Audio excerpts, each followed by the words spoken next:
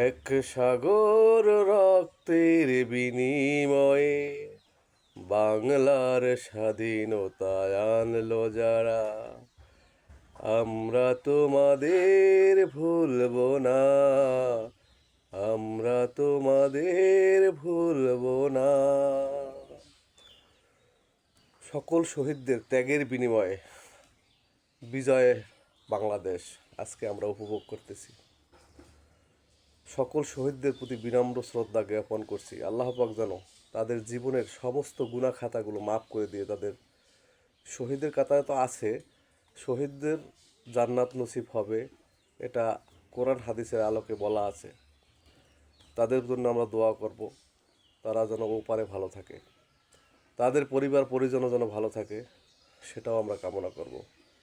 কারণ একটা সন্তান যখন যুদ্ধে যায় ওই পর্যন্ত তার বাবা মা কত পরিশ্রম করে লালন পালন করে বড় করে, তারা নিজের স্বার্থের দিকে না তাকিয়ে দেশের দিকে তাকিয়ে আমাদেরকে সুন্দর একটা দেশ উপহার দিয়ে এই দুনিয়ার মায়া ছেড়ে পরকালে চলে গেছে। তারা যেন ভালো থাকে, এটা আমরা সবারই কাম্য থাকা উচিত বা আমরা কামনা করি। সকল শহীদদের প্রতি আবারও বিনম্র শ্রদ্ধা জ্ঞাপন করছি।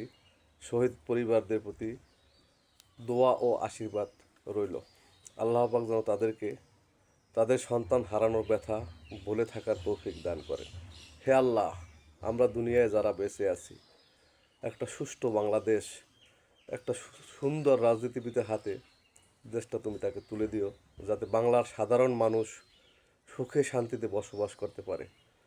যারা মধ্যবিত্ত শ্রেণীর লোক, তারা যেন দুবেলা দুমুঠো ভাত খেয়ে এই বাংলাদেশ বিজয়ের দেশ মনে গর্ব করে বলতে পারে যে আমি বাঙালি, আমার দেশ বাংলাদেশ, আমরা শান্তিতে আছি, আমরা বহির্বিশ্বের চেয়ে কোনো অংশে কম নই, আমরা এগিয়ে যাব দেশকে ভালোবেসে, দেশের সেবা করে। দেশ ভালো থাকলে আমি ভালো থাকব, নিজের ব্যক্তি স্বার্থের জন্য দেশের আমরা ক্ষতি করব না, এটা যদি আমাদের অঙ্গীকার থাকে তাহলে সে দেশ এমনিতেই এগিয়ে যাবে। আমরা সকলের দেশ বাংলাদেশ, তাই সবার প্রচেষ্টা থাকবে দেশ কিভাবে এগিয়ে যায়, দেশ ও দেশের মানুষ কিভাবে ভালো থাকে। আমি একা ভালো থাকা এটাই ভালো থাকা নয়, দেশের ভালোবাসা নিয়ে বেঁচে থাকবো। সবাই ভালো থাকুন, সুখে থাকুন, এটাই প্রত্যাশা। আর বিশেষ করে নামাজ পড়বেন, নামাজ বেহেস্তের চাবি, এ কথা আমি জানি, আপনি জানেন, সবাই জানি। জানার পরও আমরা যেন অলসতা করে নামাজ ছেড়ে না দেই। ভালো থাকুন বন্ধুরা, সবাই সুস্থ থাকুন।